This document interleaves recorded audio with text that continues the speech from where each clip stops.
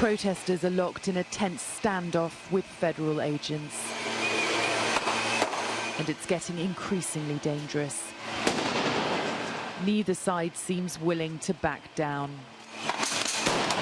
On an 11th night of clashes in Portland, fireworks are thrown in and tear gas is fired back. It's now a familiar pattern of engagement. This tear gas is being fired through every few minutes to try and push protesters back, but so many here have become so used to this, they come ready. A large number of protesters are in gas masks. Their efforts feel coordinated.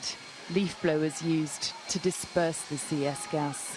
The troops are here to protect the federal courthouse. Protesters pummel the fence, angry at their uninvited involvement. Rubber bullets are fired back, but the tactics of protesters feels increasingly hostile too. Laser pens used to obscure agents' vision.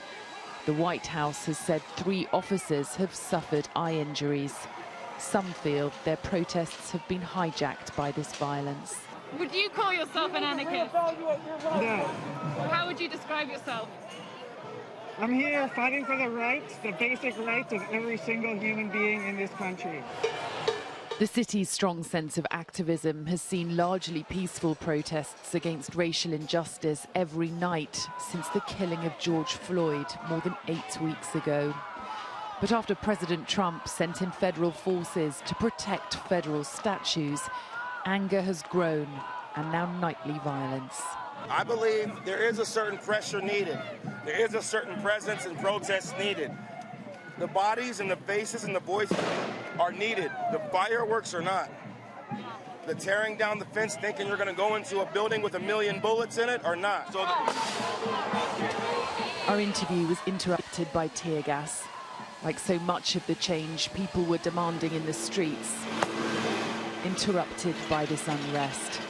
Many US cities do need help, but not help like this. And it's not clear how it will end. Sally Lockwood, Sky News, Portland.